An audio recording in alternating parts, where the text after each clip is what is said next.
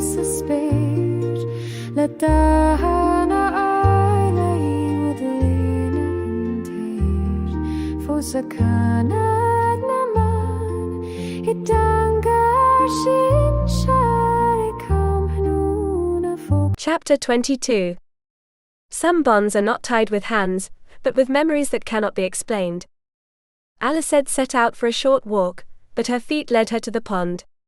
She followed the same path she had taken during her first days there, moving through the grove in search of the old woman, but she didn't find her. Still, she couldn't stop thinking about her. She had come to the conclusion that the woman must be ill and delirious. That had to be the only reasonable explanation. Even so, she wondered how the woman had managed to get past the fortified walls, especially now, with security tightened due to the arrival of the other clans. Maybe she had slipped in unnoticed during all the commotion. She seemed harmless at first glance, but Ealasaid sensed she wasn't. She's dangerous, she thought, although she didn't believe the woman meant them harm. If she had, she'd already had the chance to do it. She lay down on the grass beside the pond, staring up at the blue sky. The clouds, dragged along by the wind, formed shapes like the ones she used to imagine with her brother. That game had always been fun, especially when he let his imagination run wild. But now she couldn't make out any shapes, until one caught her eye, the silhouette of a human face. Unmistakable. It was Evander. She sighed. Everything seemed to lead back to him. No matter how many times she wanted to punch him, she couldn't stop thinking about him. No, it wasn't obsession. It was something deeper. She had fallen in love with Evander Rutherford, and it hadn't been gradual or confusing. It wasn't the kind of love that starts with friendship. Now she understood, what she had felt for Owen wasn't love. What she felt for Evander was. Every time he was near, her body gave her away. Her heart beat faster, her skin reacted. And that kiss, she had never felt anything like it before. She sat up, resolute. She had to talk to Owen. Somehow, she needed to let him know that they couldn't be together anymore. No matter what happened with Evander, she couldn't keep failing Owen. He didn't deserve that. She thought about sending a letter to Kayleen, the farmer who brought her messages. She didn't know if he had any way of reaching Owen, but she had to try. The problem was, as a woman, sending a letter directly to a man might raise suspicions. That's why she thought of asking Kayleen's wife, Lilias, to deliver it. If anyone asked, she'd say it was from an old friend. "What are you doing here, all alone, girl?" She didn't need to turn around. That voice was unmistakable, like the echo of a thought she didn't want to say aloud, but that made itself present without asking permission. "I'm not alone. I'm surrounded by friends," she replied, with a nearly childish gesture toward the fish in the water, the birds in the sky, and a squirrel climbing a nearby tree trunk. She felt him smile before seeing him. A smile she imagined crooked, teasing, as if her words amused him. "You're right. Animals are much nicer than humans." The faint crackle of branches told her he had sat down beside her. Ealasaid didn't look at him. She kept her gaze fixed on the pond, seeking refuge in the gentle sway of the water. She knew that if she looked at him, something inside her would give way. And she wasn't ready yet. But Evander didn't seem willing to let her keep that small shield. He raised his hand, and with a single finger gently but firmly lifted her chin, guiding her to meet his gaze. "Are you still angry with me?" She studied him silently. She searched his eyes for something resembling regret, but found none. Not because he was hiding it, but perhaps because he didn't know what it was. Evander wasn't a man who apologized. "Does it matter to you, laird? Are my feelings more important than the lesson you must teach me?" The question came loaded with an emotion she couldn't contain. It wasn't anger at him, but at the confusion overwhelming her. Evander let go of her face with a dry sigh, bringing his hand to his face as if the weight of it was heavier than expected. "By the devil, girl, you're driving me mad." "Am I driving you mad?" She didn't fully understand what he meant, but the intensity of his voice left no doubt. He was serious. I shouldn't care if you're angry with me. I shouldn't worry. I'm leading a summit, dealing with matters vital to the clan, but here I am, wondering what I can do so you won't hate me. His words surprised her. Something in his tone disarmed her. They didn't sound like a game, nor part of one of those charms well-trained men usually deploy in front of a woman. There was genuine unrest in him, a struggle she didn't quite understand but sensed was sincere. I don't hate you, my lord. I never could. He lowered his gaze for a moment, and in that brief gesture she thought she saw relief. You should, he murmured, I'm not a good man. The answer came on its own, without thinking. You are, you just hide it. I've seen it. And before she could question the boldness of her words, she wrapped her arms around him, like someone clutching onto something they never want to let go. She kissed him. Not timidly, but with a quiet need that had been burning inside her. But it was he who transformed the kiss. As if something inside him had broken, releasing a passion that left her breathless. When they pulled apart, Ealasaid didn't move. Her body still trembled with what had just happened, and for a moment she didn't know how to find herself again. Are you hungry, milady? He asked, pointing to a cloth sack beside her. Ealasaid, she corrected without thinking. Evander smiled again, this time without irony. Are you hungry, Ealasaid? Yes, thank you. He spread a blanket over the grass and began pulling out bread, cheese, a small jar of honey, apples. Ealasaid hadn't noticed the emptiness in her stomach, until the smell of fresh bread reminded her she hadn't eaten since dawn. Do you want to eat alone? She asked, without stopping to consider how her words might sound. Evander frowned. Why would I want that? You came to have a picnic by the pond. Seeing his eyebrow rise, Ealasaid realized her mistake. Oh, you're expecting someone, she said, trying to keep her tone neutral though a shadow settled in her chest. It was most likely. Evander was a man, after all. One like so many others. She remembered the rumors about her own father, the whispers of the women in the castle, the half-smiles when men passed by and returned with different looks. If we marry, would you spend the night with others when you're at war? The question slipped out like a sigh held too long. She wasn't seeking an answer, but she needed one. He studied her for a long moment. His eyes didn't blink. It was as if he was trying to understand what lay behind those words, beyond distrust, beyond jealousy. I'm flattered you think me capable of such a thing, he said at last, licking his lips as if needing time, but I'm not. When I'm on the battlefield, sword in hand, I can't think of anything but defeating my enemies. A flush rose to her cheeks. Not from shame, but from the unexpected intensity of his declaration. It was a raw answer, without ornamentation. Like everything about him. And maybe for that reason too, true. Ealasaid felt heat rise from her neck to her forehead, as if the blush wrapped around her completely. I didn't mean that, and you know it, she murmured, not holding his gaze. I would never dishonor you like that, girl. Once we're married, you'll be the only woman I spend the night with. And I hope to be the only man in your life. I will be faithful to my husband, she answered, with a firmness born more from habit than certainty. She didn't say any names.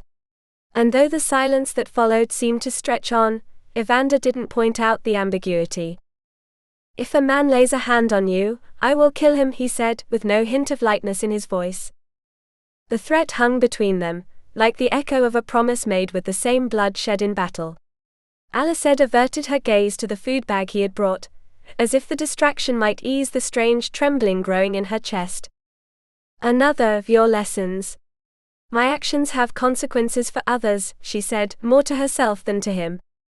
No, it's a warning for others. You belong to me, no one else. And if a man doesn't respect that, I'll drive my sword through his heart. Those possessive words shouldn't have brought her relief. Yet there was something in that tone, a kind of quiet certainty, a tacit bond that made her feel anchored. As if she already belonged to that fate she hadn't chosen, but was beginning to accept. As if somehow, he also belonged to her.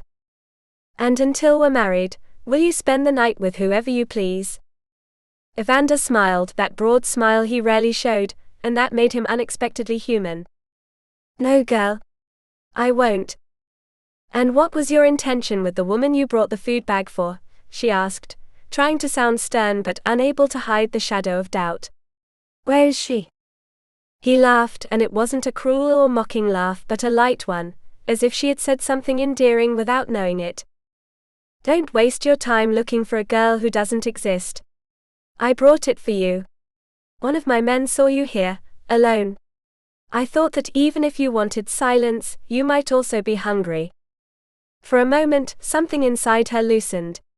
As if a held pressure was beginning to give way.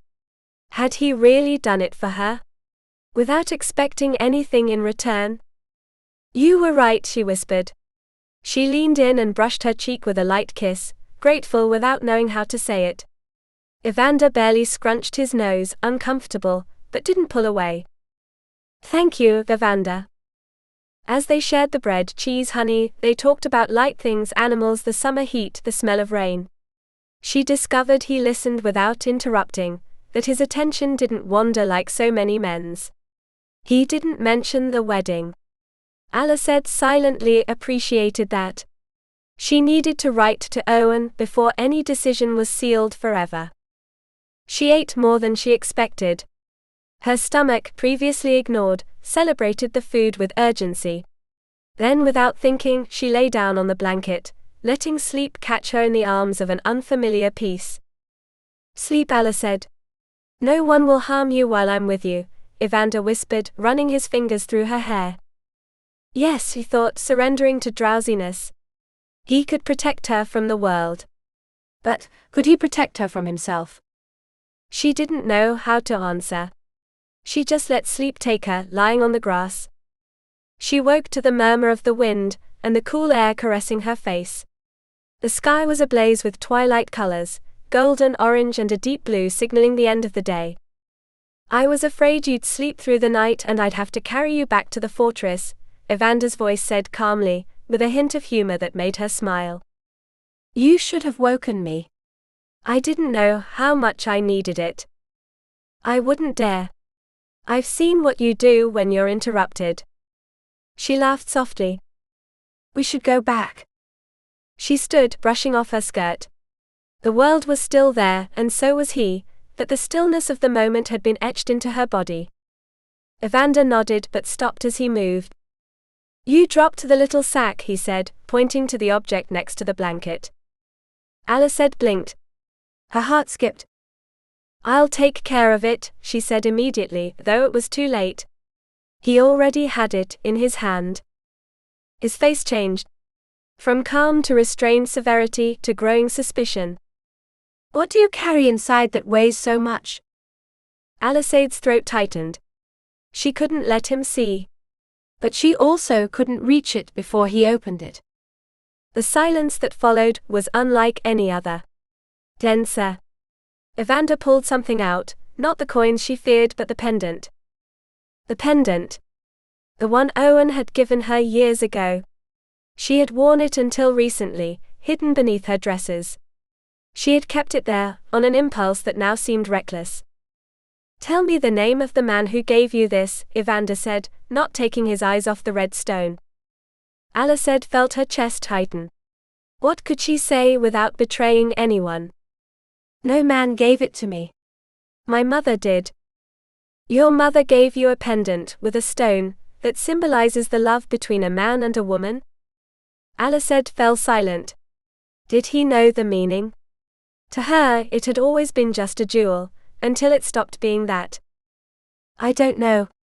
Maybe it was a gift from my father, and my mother was unaware of its meaning. Then why do you hide it?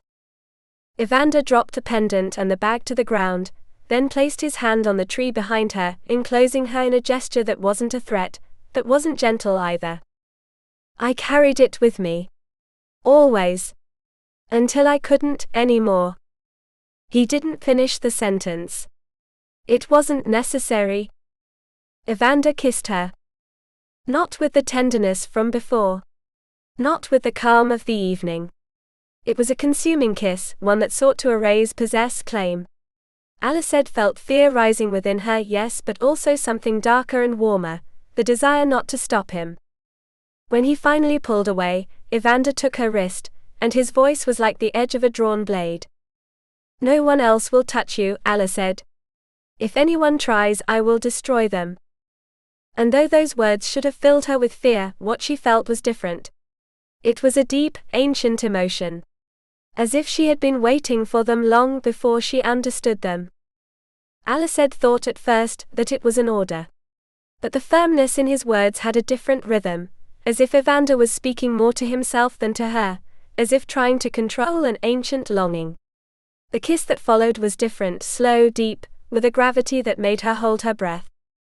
She felt him slide her dress down with an almost liturgical reverence, leaving her barely covered by her chemise. The touch of his hands on the thin fabric was not bold but restrained, yet every caress stirred a shiver she had never known. Ealasaid's breath caught, her body moved by a timid but growing impulse. She lifted her head and kissed Evander's neck slowly, savoring the warmth of his skin. It was as if her body, still inexperienced, remembered something her mind did not fully understand. Without knowing when, her fingers found the buttons of his shirt, and clumsily undone them, letting it fall to the floor. He wasn't wearing a kilt but dark trousers, and when she tried to undo them, he was quicker. He sat up with an urgency that held more emotion than haste. He stripped off his boots, his trousers, the last veil covering him. Ealasaid looked at him, captivated by the silhouette before her. There was no fear, only a mix of awe and reverent silence. "Should I take off what's left?" she asked, barely a whisper. "Let me do it," he said, but did not move. He waited. She nodded, and only then did he approach, kneeling with solemn stillness. He slid the garment off slowly, as if handling something fragile and sacred. He looked at her, as if he couldn't believe she was there with him. Then he laid her down on the blanket, covering her with his body, weightless for now, not invasive. Only his lips, soft kisses traveling down her face, her neck, until a moan escaped her without permission. "Don't you like it?" Ealasaid, he murmured, his voice more broken than sure. "Don't be presumptuous," she said, barely audible, with a smile lost in a tremor. "You know I do." She pulled him closer, craving the warmth of his body, wanting to lose herself in him as if it were the only safe place in the world. "You are precious," he whispered. "The most beautiful woman I've ever seen." "And you are beautiful too," she murmured, breathless. The kiss that followed was more passionate, as if every second of restraint had ignited a slow, deep fire. Their hands searched for each other with need, but also tenderness. When she stroked his chest, he let out a sound barely human. "Your taste is sweet," he said between kisses. "It's hard to resist." "Then don't," she replied, her gaze burning with quiet resolve. Evander stopped, studying her as if seeing something he couldn't quite understand. "Are you sure?" She didn't hesitate. "Yes." More than ever. And so when he kissed her again, it was with a devotion that hurt. There was no violence in him, only a deep hunger to belong. To seal something that had already formed in the silence between them. "I will be careful," he promised, not breaking eye contact. She nodded. And when he entered her, the world seemed to stop. The pain was real, sharp at first, but it was not just that. There was comfort too, and gentle words, caresses that soothed, that said without saying that he understood. That he wouldn't leave her alone. "Is it over?" she asked, surprised by the warmth that had replaced fear. He smiled, a hint of triumph shining in his eyes. "No," Ealasaid. "We've only just begun." And when he began to move, it was with a rhythm seeking not only pleasure but communion. She felt everything. Her body, still new to these sensations, responded with a surrender that amazed her. She held him tightly, wrapped her legs around him, wanting never to be apart. The world faded. Only the two of them remained, breathing as one, lost in a primitive rhythm that was, however, tender. When it was over, Evander lay beside her. His chest rose and fell slowly. Ealasaid looked at him, still amazed, afraid she might have done something wrong. "Did I do something wrong?" Evander turned his face to her. The tenderness in his expression was new, unfamiliar. No. I've never felt anything like this before. You are wonderful. She curled against his chest, and for the first time in a long while she felt she was exactly where she belonged. Does it hurt? He asked, stroking her hair. The question made her think. Then her voice came clear and calm. I didn't lose my virginity on my wedding night. Evander looked at her gravely, his hand rising to her chin. That's my fault. I should have waited.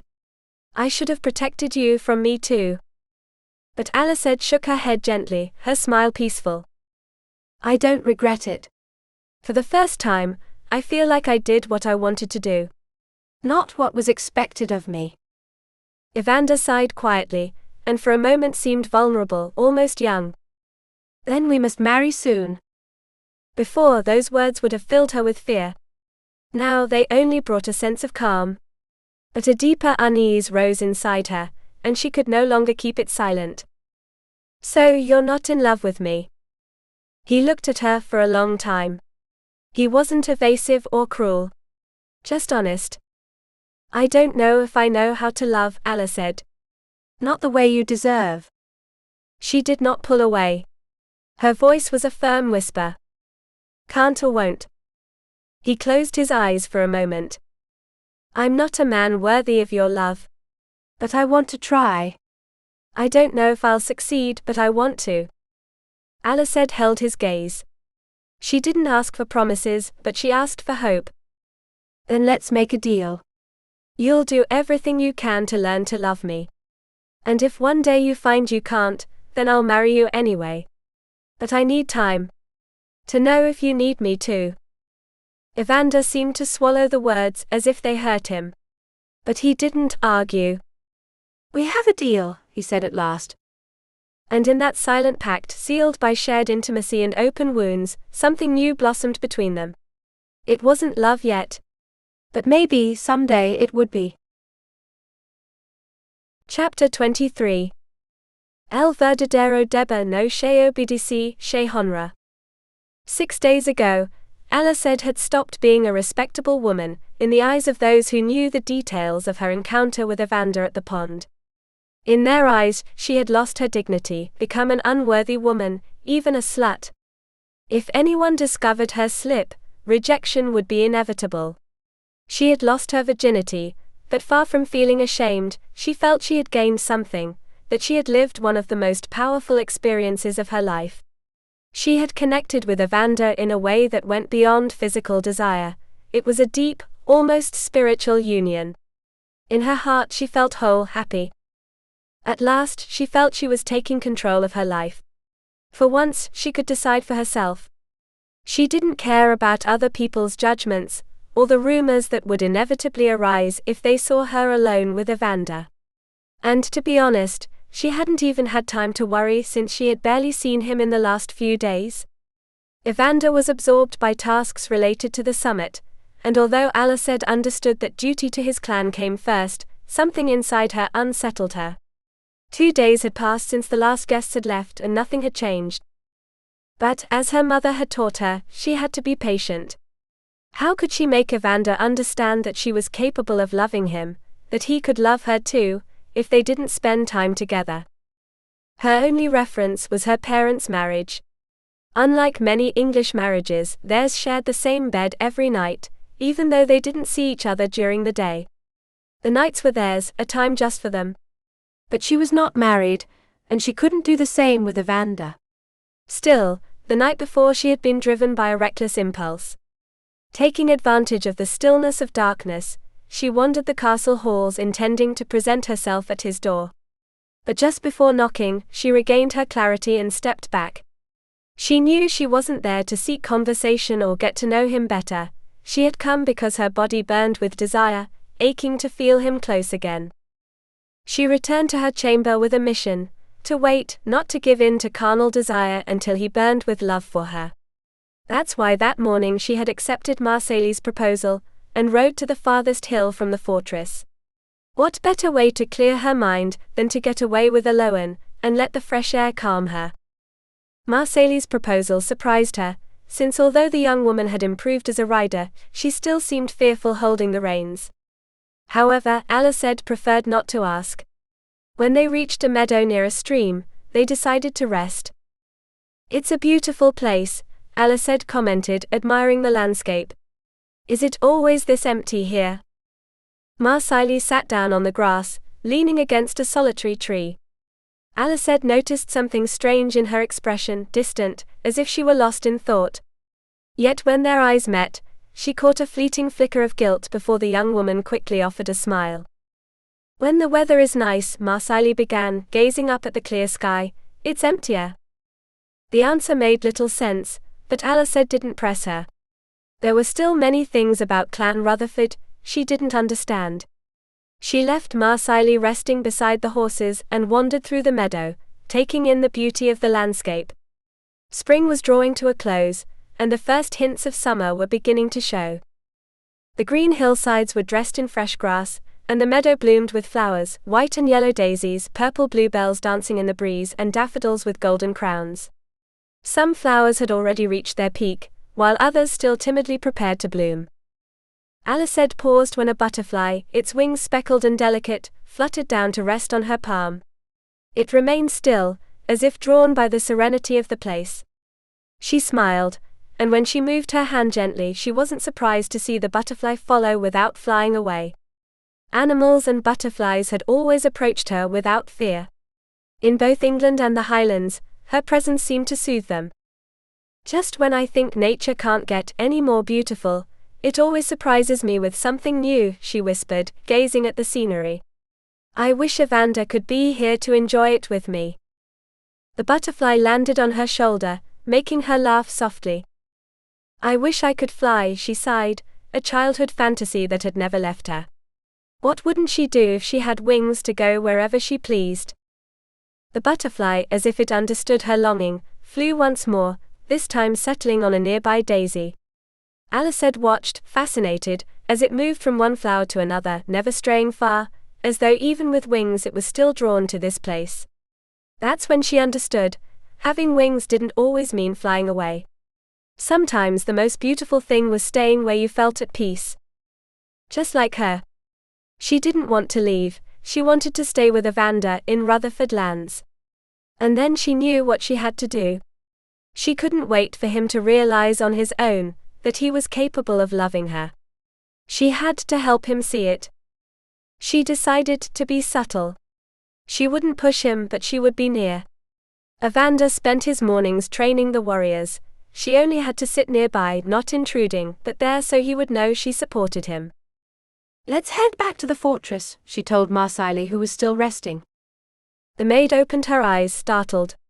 She had fallen fast asleep. "Do you remember we were going to have lunch outdoors?" "Another day," Ealasaid replied, walking toward Elowen, who was grazing beside Valyria. They hadn't tied the horses, as both Valyria and Elowen were gentle creatures. Ealasaid knew her loyal mare would never leave her. But Marsaili didn't move. Ealasaid frowned, noticing the girl seemed hesitant. "We can't go back, Ealasaid," she finally said, her voice trembling. "Why not?" Ealasaid asked, puzzled. Marsaili, visibly uneasy, lowered her gaze and whispered. "The laird asked me to keep you away from the training yard and the fortress." "Why?" Ealasaid asked, confused. Marsaili, clearly ashamed, couldn't help but take a deep breath before explaining. "The laird made me promise to keep you away from what's happening today." Without waiting for a response, Ealasaid mounted Elowen and rode hard toward the fortress. There was something Evander wanted to hide from her, and she wouldn't rest until she found out what it was. She had heard rumors about the veneration of certain animals in the Highlands. Those lands steeped in superstition seemed ruled by rituals foreign to her world. Though she didn't believe Evander to be a superstitious man, in the weeks she had spent among the clan, a pregnant woman had told her that a baby's name couldn't be spoken before birth, for fear the devil would claim its soul. Even a farmer had sworn that to ensure a prosperous harvest, his family had to abstain from eating bread during the sowing season. Evander opened his mouth to correct her, But when he saw the hope in the young woman's eyes, he hesitated. He wasn't the kind of man who tried to please others, or worried about their feelings. If it had been any other woman, he would have told the truth without flinching, even if it hurt. But Ealasaid was different. The thought of her suffering tore at his heart. That's why he had tried to keep her away from the fortress that morning, though he knew it would be in vain. Ealasaid was perceptive, he couldn't deceive her for long. Still, he would try to protect her, even if it meant hiding the harsh truth. But that attempt had failed too. "Are you going to join the deer hunt?" Ealasaid asked Ailsa, running up to her followed by her twin Astrid, who was panting from the effort. Hunt? Ealasaid asked, surprised. "No, Ailsa, the deer won't be hunted. It's going to be honored," she replied, trying to correct her. Told you. Astrid exclaimed, pointing triumphantly at her sister. Ealasaid won't let them hurt the deer. "My dad said when I'm older, I'll get to join in," shouted Torin excitedly, running up with a wooden sword in hand, followed by his father. "Laird, milady," the man greeted them, his face serious. "You caught a fine specimen this year, Laird," he said proudly, looking at the deer. "It'll be a memorable hunt." "They're going to hunt the deer?" Ealasaid asked, horrified. "Gavin," Evander murmured a warning, but Gavin didn't seem to notice, too focused on the animal. "Today is a special day, milady. By tradition, the laird captures a wild animal from the forest and brings it to the fortress, where it's marked with paint. Then it's released back into the woods. Whoever manages to kill it." "Enough, Gavin," Evander snapped, seeing Ealasaid's hand fly to her mouth, her body trembling. The man quickly stepped back, ushering the children and the twins away with him. "Are you all right?" Evander asked, holding her by the waist as her legs gave out. Ealasaid allowed him to support her for a moment, until she regained her composure. Then she pulled away and stepped back. "How can you allow such barbarity?" Evander ran a hand over his face, weary. Ealasaid, "It's tradition. It's a reward for the warriors who've served the clan best over the year. Only they have the right to take part. It's an honor to be chosen by me for the hunt. And every year you reward them by catching a deer for them to kill." "No, last year it was a wolf," he corrected, as if that made a difference. "I won't allow it," Ealasaid shouted, outraged. "You've nothing to allow, girl," Evander roared, losing his temper. "I'm the laird. I decide. The tradition will go on. You'll accept it and respect it." Ealasaid crossed her arms, defiant. "I won't." The tension between them began to draw curious glances. Clan members, discreet yet alert, tilted their heads or craned their necks to catch fragments of the conversation. Evander noticed, and he didn't like it. The last thing he needed was rumors spreading about him and his betrothed. Ealasaid, "Go to your chamber. I'll have your meal sent there," he said firmly. "No," she began to reply, but Evander didn't give her the chance. He didn't want to see her upset, but as laird, he couldn't allow the young woman to challenge him in public. He had tried to keep her away from all this, but she had already found out, and there was nothing he could do now. "You will obey my orders," he commanded, his voice stern. "Don't force me to carry you to your chamber and lock you in." Ealasaid looked around, aware of the eyes on her, then fixed her gaze on Evander. "That won't be necessary," she said, lifting her chin. "I'll obey." She yielded, but he didn't see that, just like him, she had no intention of surrendering. Chapter 24. Sometimes the greatest act of love is to stay. Or to leave in time. Ealasaid asked Isbael for help to slip out of the walls unnoticed, and the resourceful woman did not disappoint. It was astonishing how clumsy men became when a woman asked for help with a crying baby. The guards at the drawbridge would never have noticed her anyway. Isbael was a master of deception. That was a skill Ealasaid was beginning to develop as well. She didn't like it, but Evander had left her no choice. She couldn't stop thinking about the stag they were going to kill for sheer entertainment. They called it tradition, But to her, such a cruel tradition deserved to be eradicated. These men, whom she had begun to think of as family, were barbarians. And the worst of them was Evander, the only one who could stop the atrocity, yet determined to carry it on. Ealasaid took pride in her bluntness. She didn't like beating around the bush, but this time she had no other choice. Something that had become common since arriving at Clan Rutherford. Since meeting Evander. When she saw the warriors' horses tied to the trees, Ealasaid recognized Evander's stallion, which neighed at the sight of her. Her eyes, however, were on Eloin, who, ignoring Ealasaid's orders, trotted toward Seren. She rubbed her head against his, under the watchful gaze of the other horses, and to Ealasaid's dismay. "You'd rather stay here, wouldn't you?" she asked knowingly. "You traitor," she accused with a fond smile. She dismounted and tied the mare to the same tree as Seren. Eloin let out a soft whine. "Don't be spoiled," she chided. "If you're staying, you stay tied. Or did you change your mind and want to come with me?" Eloin licked her hand before turning her head and resting her cheek against Seren's side. Ealasaid sighed. "I love you too. You're right, it's better if you stay. I'll move more quietly that way." Seren looked at her suspiciously but didn't protest. Ealasaid said goodbye to the horses and slipped into the forest. She knew the hunters couldn't be far. Why then would Evander be there? If he wasn't participating, what was his role? Climbing a tree to get a better view, she guessed the laird must act as a judge, making sure no one cheated. Unfortunately, she was about to do exactly that. From up high she realized the trees were too tall to see anything clearly, so she started to climb down. But then she froze. She heard footsteps. "I'll be the first to win this year," Ruagri said, arrogance thick in his voice. "Then you'd better shut up or you'll scare off the animals," Orlais replied mockingly, stopping beneath the tree. Ruagri scoffed. "Go away. You'll ruin my chance." "Nothing would make me happier, but we don't have a choice. Evander ordered us to hunt the stag together. Because he wants you to have a chance to win," Ruagri retorted with his usual swagger. Ealasaid watched them silently, hoping they would move on. But they didn't. They kept arguing for several minutes. She held her breath, unmoving, until Ruagri finally walked away. Only then did she exhale. She glanced down and saw Orlais looking up at her, a smile on his face. "Please don't tell anyone," she whispered. Orlais gestured for her to climb down a few branches. When Ealasaid was close enough, he looked ahead, making sure Ruagri wasn't returning, then focused on her.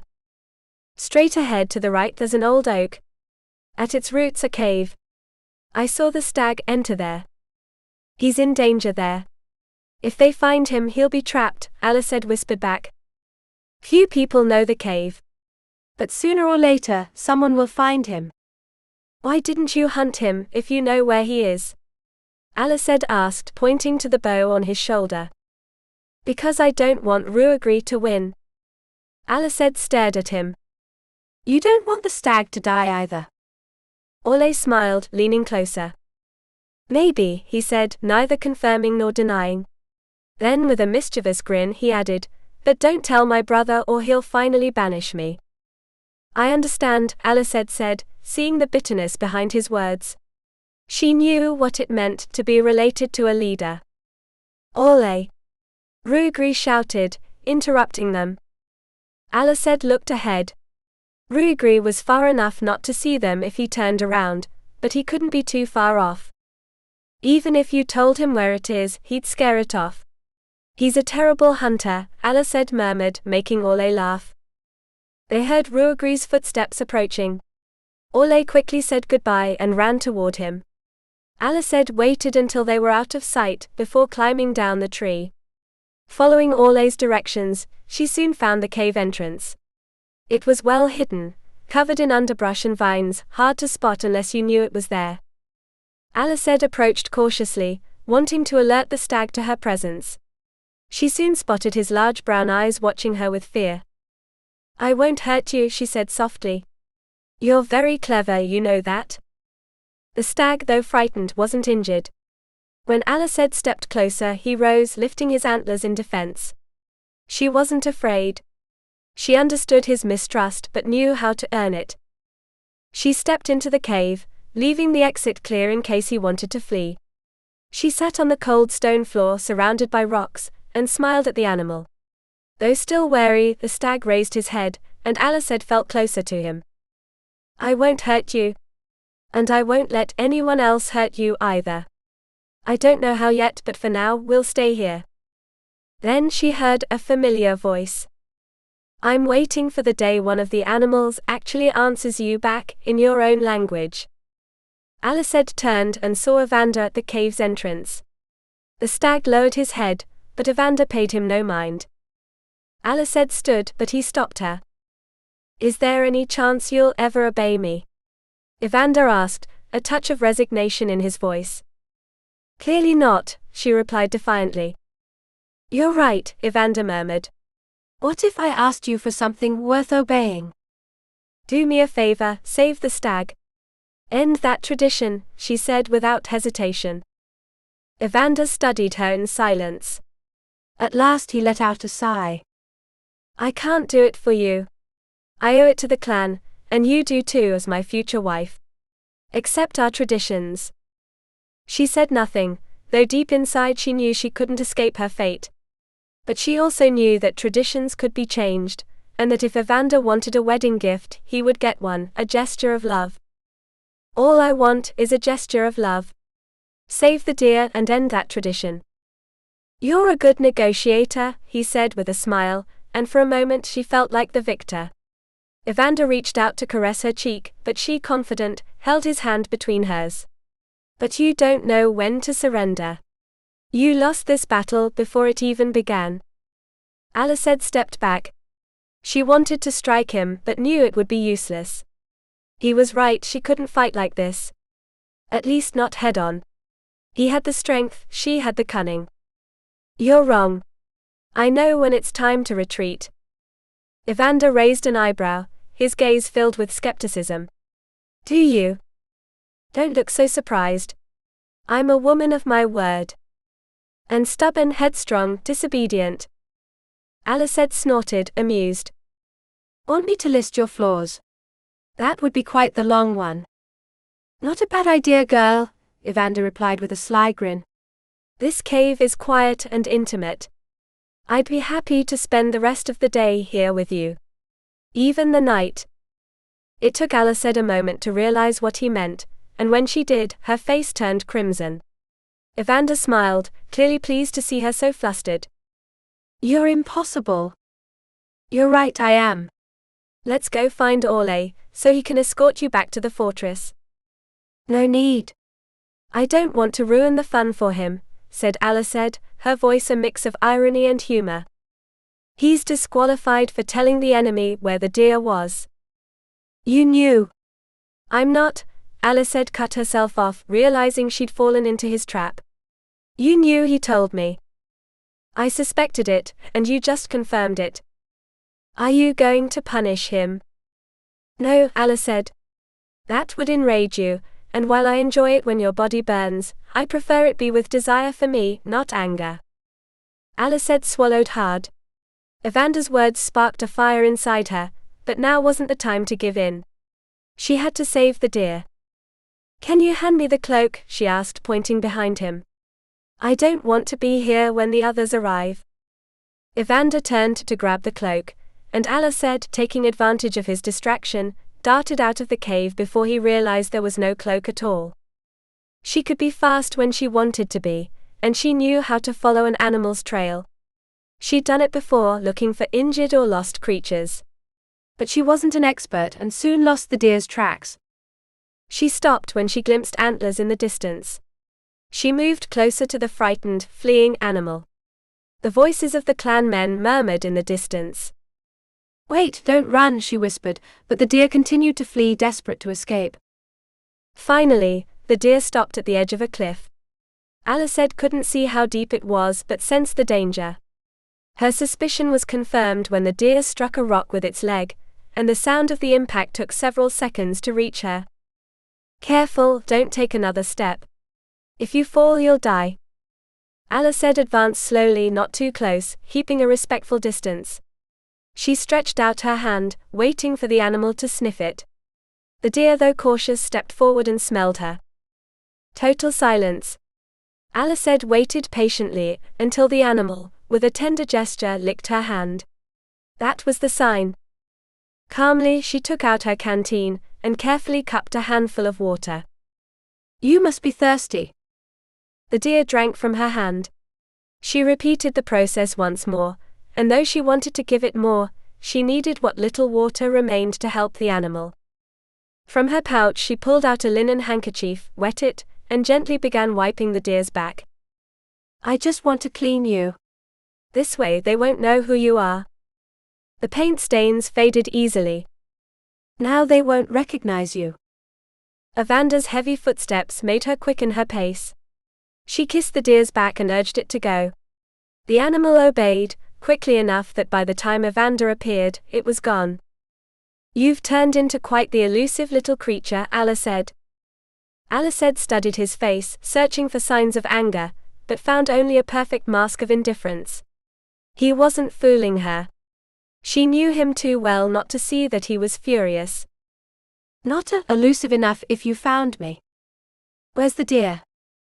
Ealasaid, quick on her feet, improvised the first thing that came to mind. It fell off the cliff. I couldn't do anything. Evander approached the edge and craned his neck to look down. Are you sure? I don't see a corpse. Ealasaid, mimicking his movement, looked too. Though the cliff wasn't as deep as she had thought, it was still dangerous enough to kill a deer. It fell. Its body must be among the rocks. Evander bit his cheek, suppressing a laugh. He opened his mouth, but was interrupted by Sorley, who approached with determined steps. Laird, milady, he greeted, scanning for the deer. I'm following its tracks. It should be close. Have you seen it? From the corner of her eye, Ealasaid saw Evander give Sorley a subtle gesture that the game was over. You won't win this year, Evander said firmly. The deer fell off the cliff. Sorley looked skeptical but said nothing. Go inform the rest of the participants. The hunt is over. He nodded farewell to Ealasaid and walked away. Well, Ealasaid, it's time to return to the fortress. There's no time left for anything else. What do you mean? Just as you asked, I've put an end to this barbarity. Ealasaid bit her lip, realizing too late she had fallen into his trap. How dare he? You haven't stopped anything. I was the one who, she stopped, realizing she could no longer hide it. Evander had seen it all. You saw me, didn't you? Though she tried to make it sound like a question, she knew it was a statement. Do you think I'm so foolish as to be fooled by such a crude lie? The clan would be doomed if I were. I checked every corner of that cave while we talked. There was no cloak. And even if there had been, I would never have turned my back to you. You didn't fool me for even a second. So you followed me? You saw me save the deer. I must admit, you impressed me. Wiping off the mark was very clever. You used me. Evander raised an eyebrow. Used? To marry me, without having to confront your clan. You ended the hunt. I don't deny I saw the opportunity, and I took it. Ealasaid realized he was just as smug as ever. You cheated. I won't marry you tomorrow. A clap of thunder cracked across the sky, making Ealasaid jump. The storm was breaking over them. She tripped on a rock, and if not for Evander's quick reflexes, she would have fallen into the ravine. He grabbed her firmly, pulling her away from the edge. Careful, girl. You could have died. His face darkened with worry. It wasn't a lustful protection, it was instinctive, as if he didn't want her to be hurt or far from him. Once again, despite everything, he showed how much he cared. You can let go now, Evander. I'm fine, she said, feeling the strength of his grip, almost unwilling. Evander released her abruptly, as if suddenly realizing what he had done, ashamed of their closeness. Ealasaid, sensing his inner struggle, stared at him. You still don't love me. A flicker sparked in Evander's eyes, but it vanished quickly into caution. Ealasaid, I think you do, you just won't admit it. She was certain of it. She knew Evander loved her, even if he didn't accept it yet. But as she expected, her words weren't welcomed. I'd give my life for you, Ealasaid. But I will never love you. The use of her name didn't soften the blow. We won't marry tomorrow, but in 1 month. That's all the time I'll give you. I won't settle for scraps, laird. You'll be the lady of the clan, mother to my children. I'll be faithful to you, protect you, honor you. Are those scraps? Ealasaid knew she had hurt him. She was about to apologize, when another thunderclap silenced her. Let's go back, said Evander before she could utter a word. Not a single word passed between them on the walk back to the horses. Nor after. When they arrived at the fortress, he vanished. Ealasaid had expected to see him at dinner, especially with the storm raging outside, but he wasn't there. She had thought a man like him, strong, confident, couldn't be hurt easily. But she had done it. She had seen the pain in his eyes, the remorse behind the mask. And the worst part was that she didn't understand why. Chapter 25. He who flees from his destiny ends up finding it at the threshold. Spring was Ealasaid's favorite season, though summer also captivated her. In truth, every season had its own charm, something special about it, and ever since arriving at Clan Rutherford, she had enjoyed each moment with a renewed sense of joy. Everything felt new, yet somehow familiar, as if she had been born there and only pulled away by a twist of fate. That evening, they were celebrating Beltane, a festival she had never heard of before, but which had thrilled her the moment Marsili explained that it marked the beginning of summer. The idea of celebrating the start of a season fascinated her. As she had already discovered, the Rutherfords placed great importance on the seasons, since they dictated the agricultural and pastoral cycles. The clan was deeply rooted in nature, though not always in the best ways, as she had seen during the previous week's hunt. Although truth be told, it had seemed less a matter of tradition and more an excuse to eat, drink and laugh, something the rest of the clan had clearly enjoyed, except for Ruagri, who had been furious at not winning. That gave Ealasaid hope that such barbaric customs could one day be abolished. When she became lady of the clan, she would propose it. But first, she needed to marry Evander. She searched for him in the crowd. He was talking to a warrior, his face stern, seemingly untouched by the joy that filled the atmosphere. She had hoped to speak with him that night. Festivals seemed like the perfect moment, when people were usually more relaxed, more willing to set differences aside. But the laird didn't seem to share that sentiment. The rest of the clan, on the other hand, had gathered in a clearing surrounded by oaks and birches, laughing and clinking their cups in the air. The women had prepared a feast, and even the cabins were decorated with yellow flowers, symbols of fire and the sun. After the banquet, men and women rested, basking in the joy that hung in the air.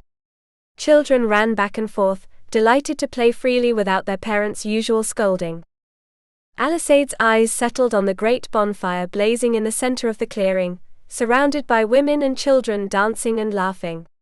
She hesitated to approach, but Isbale took her hand and led her to the fire, where they joined the dance. Marsili joined them shortly after, and soon Orlais and several other men did as well. The drink had loosened their spirits. The dance was freeing, more than Ealasaid had imagined. For the first time in a long while, she felt connected to the place and its people. When it ended, they collapsed onto a long bench set up for the occasion, exhausted but happy. "Do you think this will bring us good fortune?" Ealasaid asked Marsili and Isbale. "I don't need luck. I already have everything I want," replied Isbale, though Ealasaid caught a flash of pain in her eyes. "One day your father will come to his senses." "A father never stops loving his daughter," said Ealasaid, instantly regretting it as she saw Isbale's expression change. "I don't think he ever loved me." "Not really," Isbale confessed, her voice trembling. "Now that I'm a mother, I understand. If he had loved me, he would never have acted the way he did." A mother is not like a father, said Marsaili. Isbel shook her head. Struan would cut off his own head before doing anything to hurt Grania. As if summoned by her words, the cries of little Grania reached their ears. She won't stop crying, said Struan, approaching with the baby in his arms, rocking her without success. He smiled. Seems she got her mother's lungs. Ealasaid had no doubt that Struan would never hurt his daughter, neither by accident nor on purpose. Men who can't be left alone, sighed Isbel, stretching her arms to take the baby. But Grania's cries only grew louder as soon as she was in her mother's arms. Struan gave his wife a mocking smile. Men, huh? Isbel tried to soothe the baby with a lullaby, but nothing worked. Maybe she's hungry, Marsaili suggested, watching the baby with concern. As soon as Grania's eyes landed on Marsaili, her crying stopped. The little girl reached out her arms to the young woman. You want to go to her? Asked Isbel, surprised. It's the flower, explained Ealasaid, pointing to the yellow bloom tucked behind Marsaili's ear. It caught her eye. Marsaili smiled, removed the flower, and offered it to the baby, who snatched it with a fascinated laugh. Time for bed, Grania, said Isbel. Come on, give the flower back to Marsaili. But the little girl clutched the flower to her chest, with no intention of letting it go. She's as stubborn as you, laughed Struan. She got that from you, Isbel replied, rolling her eyes. She doesn't need to give it back. I'm giving it to her, said Marsaili with a smile. Isbel hesitated, then finally accepted the gesture. The couple walked away with Grania in their arms. At that moment, Orlais approached Marsaili holding a sunflower. This is for you, he said, offering it to her. Marsaili's eyes lit up with gratitude. You didn't have to. May I? Orlais asked, moving closer. Marsaili nodded, and he tucked the flower behind her ear with a smile. You look beautiful. Ealasaid heard the words, even though Orlais had whispered them for Marsaili alone. Giving out flowers now, said Ruagri, appearing with a mocking grin. Aren't you a sweet one? He's a gentleman, said Leah, stepping out from behind Ruagri. He knows how to treat women, unlike you. Ruagri clicked his tongue, but Ealasaid didn't pay much attention. She preferred to step away and wander through the clearing. She spotted a man playing the harp and stopped to watch him, absorbed by the gentle way his fingers moved across the strings, producing a melody that seemed to rise from the earth itself, filling the clearing with a blend of joy and longing. Will you help me light my torch? Asked a child's voice, pulling her from her reverie. It was Ailsa, holding an unlit torch in her hands. Ealasaid smiled, watching the girl giggle at her own insistence. It's not dark yet, and the bonfire gives off a lot of light. You have to light it from the bonfire, and put it outside the cabin. That way it keeps the bad spirits away. Last year my dad didn't do it and, well, a spirit took him. Ealasaid, touched by her fear, gently stroked the girl's head. Your dad is always watching over you. You don't have to worry. But Ailsa, frowning, didn't seem convinced. What if he gets distracted, and a spirit takes my mom? Ealasaid saw the genuine fear in the girl's eyes. A fear she couldn't ignore. Don't worry, your father is always keeping watch. Then, seeing the girl's skeptical pout, she added, but a little extra protection never hurts. Smiling, Ealasaid lit the torch but didn't hand it to Ailsa. Instead, she took it to the girl's mother, and helped her make sure the cabins were properly protected. Once the task was done, Ealasaid returned to the clearing, where something caught her eye. 4 young women dressed in thick nightgowns were dancing around a pole decorated with ribbons and flowers. Each held a ribbon, and wove them gracefully together, creating intricate patterns. Learning just in case you ever need it? Asked Evander, who appeared at her side shirtless, his muscles defined by the firelight. What is that? Asked Ealasaid, mesmerized by the dance. It's a maypole, Evander explained, pointing to the pole. It represents fertility. Those are newly married women, who haven't had children yet. It's a ritual to help them conceive. It's a beautiful tradition. One you won't need. I'll have you pregnant before the year is out, said Evander with swagger. Ealasaid grimaced, though the idea of becoming a mother with him wasn't as frightening as she had once thought. You sound very sure of yourself. I don't know much about babies, but I know plenty about fire and passion. And you're pure flame in bed.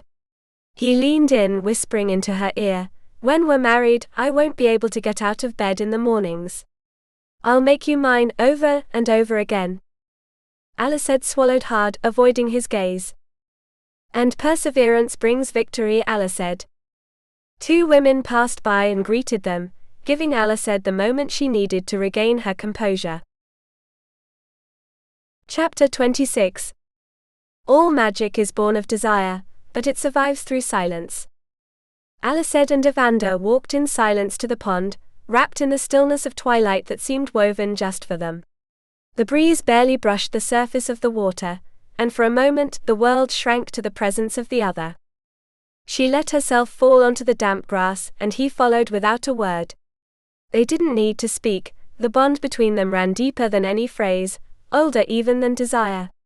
They belonged to each other. And yet she didn't feel bound.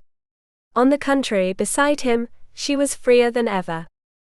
I know what you're offering me isn't just scraps, Ealasaid said at last, her voice as soft as the murmur of water.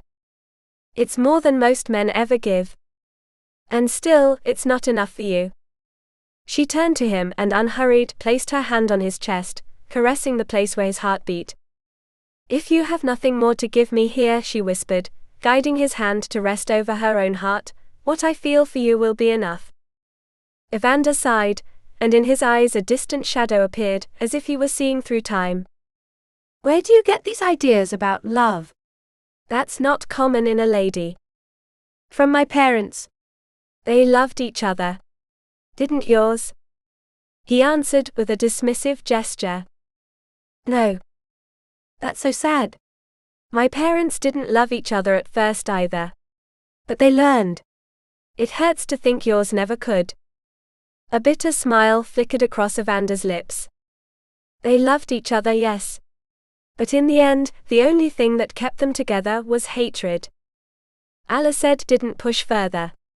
Her hand remained on his chest, warm and steady, anchoring him to the present. You don't have to tell me. They hated each other. And that hatred stole from me the ability to love. We won't hate each other. Not ever. He looked at her, surprised by the certainty in her voice. Before he knew it, Ealasaid was seated in his lap, her head resting on his shoulder as if it had always belonged there. My father only ever loved himself. To him my mother was no different from the rest, except she gave him an heir, someone he could mold in his own image. But he failed.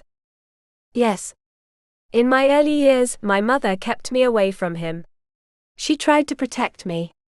Later she had twins, but he took them from her before she could do it again. He paused. The air seemed to grow heavier. In his eyes the hatred was absolute. One night, I went looking for the twins' real father. He rejected me. Said he didn't care about a couple of bastards. So I returned to the fortress, and offered my father what he had always wanted, my loyalty in exchange for letting them live. And he accepted. Yes. But first he killed my mother. Right in front of me. Ealasaid's cry tore through the silence of the woods, raw and pained. You were just a child. A child who learned that feelings were a dangerous luxury. From that moment on my heart froze. Your father was a monster. And he got what he deserved. The only thing he did right was forge me strong. I became the man who led the clan with justice, when he knew only greed.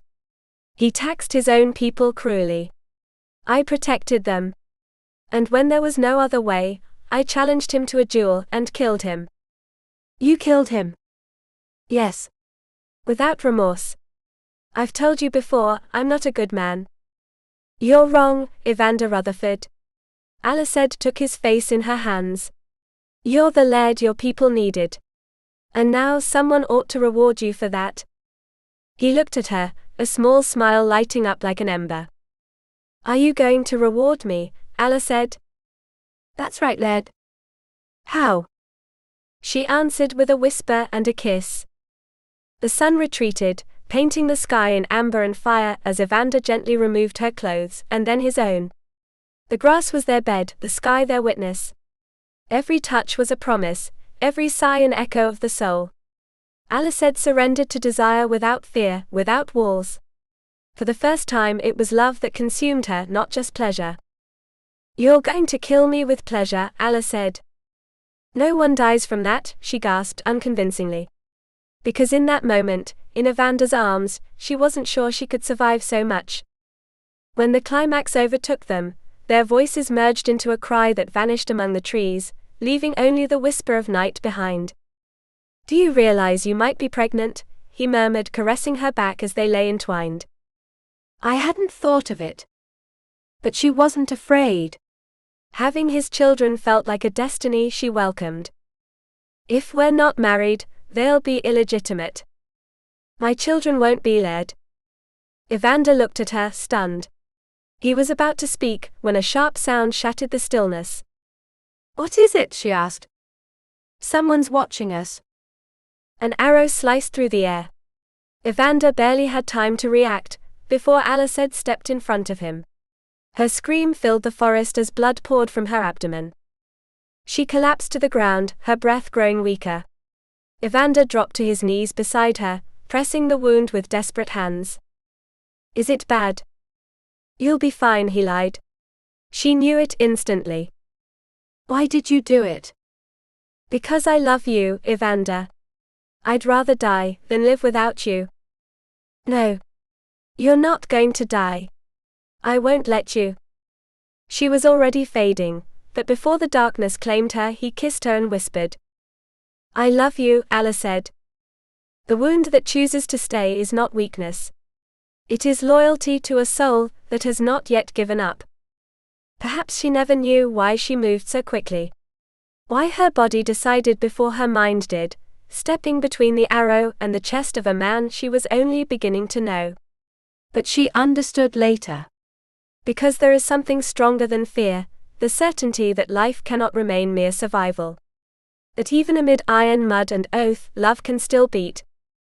Ealasaid, raised to obey, to feel sparingly, found in that act her most intimate breaking, to stop protecting herself in order to protect. It was a movement of the soul, a kind of surrender. Not of herself, but of the version of herself that had learned never to need anyone. Sometimes that's how it is, what hurts, what frightens, what might destroy us becomes the exact door that redeems us. Because there is no transformation without vulnerability. And there is no freedom without the trembling that comes from risking what we fear most to lose. Love doesn't die. Sometimes it hides behind the ruins we leave behind in order to survive. Evander didn't kill his father with a sword, but with a decision. A choice that turned him into something he never meant to become. That day something in his chest shut so tightly, that for years he mistook that inner silence for strength. But it was fear. It was a wounded child, hidden behind the mask of a laird. "Love died," he said. "But love doesn't die. It goes dormant. It hardens. It becomes stone, yes, but even stone remembers the fire that once forged it." In Ealasaid, Evander found a crack. Not in her but in himself. The possibility of being not just the one who survives. The one who leads. The one who commands. But also the one who trembles. Who loves. Who allows himself to be touched by tenderness without losing power.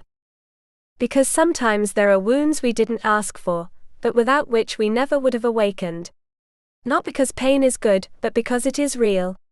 Because it forces us to see what we've denied. And because in the end, only in that seeing is the chance to choose differently born. Chapter 27. It is not promise that binds, but the truth that the other awakens. The searing pain in Ealasaid's abdomen left her breathless. She tried to sit up, but her body felt heavier than ever. Barely aware of her position, she closed her eyes with effort, but fatigue overcame her. "Don't move," Ealasaid, Evander whispered, his voice softer, sweeter than ever. "It hurts," she moaned, her voice breaking. "I know," Ealasaid, he replied, and a note of desperation crept into his words. The pain was intense, burning from within. Ealasaid tried to remember what had happened, but her mind was foggy. The only image that surfaced was a face she could no longer make out. Siofra. Evander's plea reached her like a distant murmur. Ealasaid had never heard the laird beg before that moment. Siofra. Who was Siofra? A woman's voice interrupted her thoughts. It was familiar, but she couldn't place it.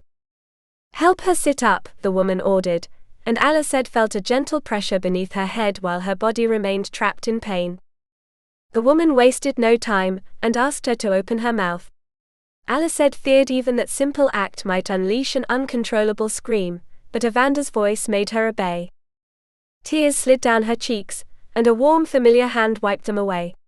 She didn't need to open her eyes to know it was Evander. Ealasaid, you must drink this. Please do it for me. She barely understood the words, but the tone gave her the strength she needed. She opened her mouth, and a bitter liquid touched her lips. Despite the taste, something in it calmed her. That's enough, said the woman Siofra surely, with unexpected firmness, helping her lie back down again. The pain began to recede, though it still lingered, now only a distant murmur, an echo. Ealasaid tried to open her eyes and this time, she succeeded.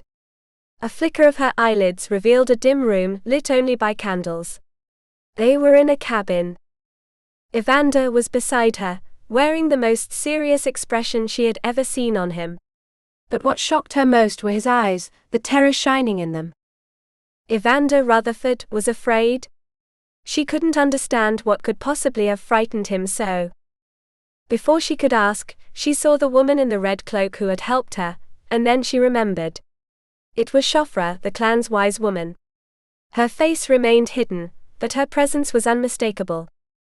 Evander's voice pulled her from her thoughts. Sleep, Ealasaid. Everything will be fine, I promise you. Ealasaid didn't know if that promise could be kept. Though her body begged for rest, uncertainty kept her alert. Still, Evander's hand soft against hers brought comfort. She closed her eyes, surrendering to the darkness that claimed her, even if she didn't want to go. She couldn't hold on any longer, and exhaustion was stronger than fear. The next time she awoke, the pain was gone, but cold wrapped around her like a cloak of ice. She opened her eyes and saw a clear blue sky, the sun high above. She tried to move, but something stopped her. At first she thought she was tied down, but her arms and legs lay freely on the ground. She was naked. Looking around, she saw only great stones. She was at the center of a circle, as if she were an offering or a sacrifice. Panic surged in her chest. She tried to scream, but her voice wouldn't come. I'm here with you, Ealasaid. Everything will be all right. It was Evander, his voice calm, though the wind had begun to howl. But instead of cold, the wind warmed her, bringing life back to her numb limbs. A thunderclap cracked nearby and fear pierced her. Evander, are you all right? She asked, finally able to speak though her voice was faint. Yes, Ealasaid. The wind kept blowing, but it didn't abandon her. Ealasaid felt the rays of the sun touch her skin, returning warmth to her body. Never, Ealasaid. I will never leave you. I love you. I love you with all my heart. I love you too, Evander. The sun burned brighter, and Ealasaid longed to rise and be with him. But something held her back. She couldn't see him, though she felt him near. She is worthy, said Siofra's voice, distant but clear. Ealasaid wanted to ask what she meant, but weariness dragged her under once more. Her eyes closed for the last time, now without pain, without fear. Only a sense of peace embraced her.